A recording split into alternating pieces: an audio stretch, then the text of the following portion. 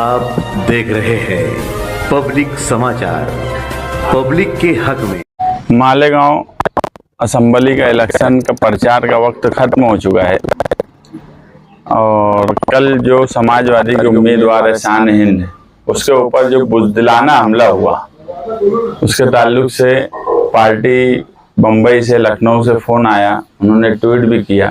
निबंधक अधिकारी के यहाँ से भी हमको इन्फॉर्म किया गया कि यार हम लोग वो पूरे मामले की जांच कर रहे हैं और मुकामी पुलिस भी जांच कर रही है और ऐसा समझा है कि उनको मुकामी पुलिस को कुछ समझाए कि वो लोग कहाँ है, ऐसी कोई हमारी मालूमात है।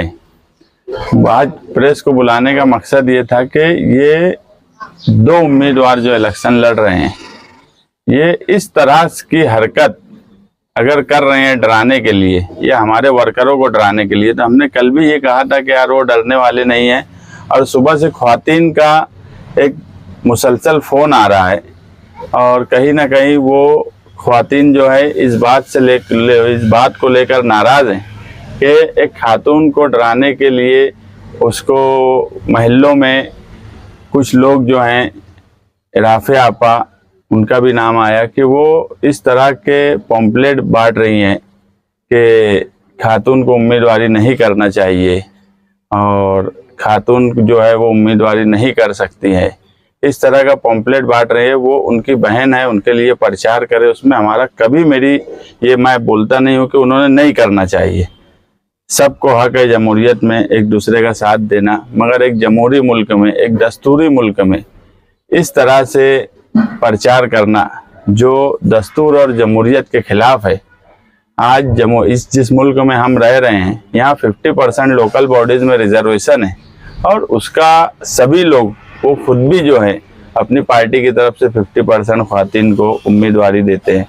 और एक खातून पर अगर इस तरह से हमला हो और उसके बाद भी इस तरह की बात हो, तो कहीं ना कहीं खातून और औरतों की नाराज़गी आई है और औरतें जो है इस हमले की मजम्मत कर रही हैं और इस तरह का जो औरत को दबाने के लिए जो कोशिश की जा रही है, तो ये बात को हम सही नहीं मानते हैं। इसलिए पार्टी की कुछ ख्वातीन ने और आंगनवाड़ी की कुछ ख्वातीन ने ये तय किया है कि आज शाम में 4 बजे से 6 बजे तक वो अपने अपने एरिया में काला झंडा लेकर इस वाक़े की मजम्मत करेंगी अपने अपने महल्लों में।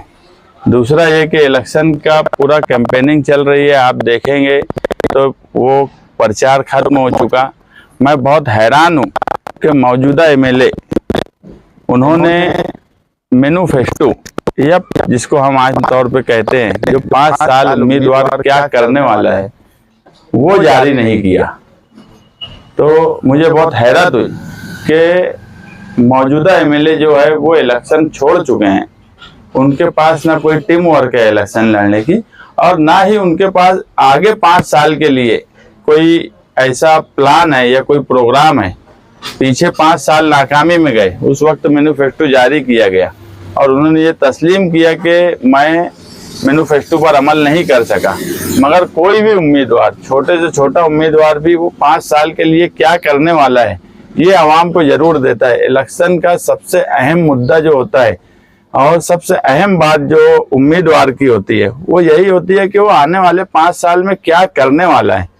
मौजूदा एमएलए, आज वो एमएलए रहते हुए अगर वो अपने इलेक्शन में अपना मैनिफेस्टो नहीं जारी कर सकते, तो मालेगांव शहरियान को मैं यही बताना चाहता हूं कि आप समझिए वो इलेक्शन कैसे लड़ रहे हैं, या वो इतने कमज़ोर इलेक्शन में उनका हिस्सा है कि उनको आप वोट देना कहीं ना कहीं वोट ज़ाय होने जैसा है। जो आदमी के पास 5 साल का प्रोग्राम नहीं है, जो आदमी के पास 5 साल में वो क्या करने वाला है ये आवाम में नहीं बता सकता है, तो वो इलेक्शन उसके लड़ने या उसको वोट देना कोई मतलब की बात नहीं है। वोट अपनी ज़ाय करना है। मेरा सिर्फ इतना ही आज प्रेस वालों से मैसेज देने का शहरियान को मकसद है कि हमने एक शान की गारंटी दी और शहर भर में उसको लोगों ने पसंद किया और हमने पहली बार ऐसा हुआ कि क्या मसला है और उसका हल क्या है। 5 साल में नहीं, 5 साल का हमने एक प्रोग्राम दिया, मगर मौजूदा एमएलए का मैनिफेस्टो नहीं जारी करना ये कहीं ना कहीं उनके हारने की अलामत है। या वो, मैं जो पीछे 4-5 दिन पहले मुझे जो मालूम पड़ा, उन्होंने अपने हल्के के लोग जो उनके करीबी है उनको ये बात बोल दी है कि यार मेरा इलेक्शन हाथ से निकल चुका है। मुझे लगता है यही वजह है कि उन्होंने अपना मैनिफेस्टो जारी नहीं किया। या अगर मीडिया वालों के पास, मुझे तो कहीं से नहीं मिला, ये आप मीडिया वाले हो, आप पूरे इलेक्शन में सभी लोगों की कैंपेनिंग किए, सभी उम्मीदवारों के लिए काम किए, सभी आदमी, मैं ये मानता हूँ कि जिस तरह से उम्मीदवारों ने मेहनत की उसी तरह से मालेगांव शहर की इलेक्ट्रॉनिक मीडिया ने भी पूरी ताकत से जो मेहनत करना चाहिए था एक इलेक्शन के प्रचार के लिए, सभी के लिए उन्होंने वो कोशिश की। अगर आप लोगों को कोई इल्म होगा कि उन्होंने अपना 5 साल का प्रोग्राम जारी किया है तो वो मुझे बता दो। पिछले 5 साल का प्रोग्राम जारी किया। पिछले 5 साल का प्रोग्राम जारी करने के बाद उन्होंने ये बात मान लिया था कि यार मैंने वो मैनिफेस्टो पे कोई अमल नहीं कर सका, मगर 2024 का इलेक्शन में अगर मौजूदा एमएलए शहरियान को आगे का प्रोग्राम या अपना मैनिफेस्टो नहीं जारी कर सकते हैं तो उनको इलेक्शन लड़ने का हक बचा है क्या? मैं ये मानता हूं कि अगर जो आदमी 5 साल का प्रोग्राम या 5 साल वो आवाम के लिए क्या करने वाला है, वो झूठ सही वो बात की बात है, अगर वो भी जारी नहीं कर सकता है तो वो इंसान को या वो आदमी को इलेक्शन लड़ने का हक बचा है क्या? क्या ये सवाल शहर की आवाम से आप तक? हाँ, आवाम से ही है, मेरा शहर की आवाम से है कि जो अपना मैनिफेस्टो या अपना प्रोग्राम नहीं जारी कर सकता उनको अब वोट मांगने का या उनको इलेक्शन लड़ने का हक बचा है क्या? पूरे इलेक्शन पीरियड में जितने भी जलसे हुए, आपने जो भी सुना होगा, इसमें बहुत सारे जलसों के स्टेजों से तामीर तरक्की की बात, मालेगांव के फ्यूचर की बात आवाम ने सुनी ही नहीं, सिर्फ एक दूसरे को बुरा कहा गया। इसको कैसे देखते हैं? नहीं, फिर आप हमारे जलसे में शायद कम आए होंगे।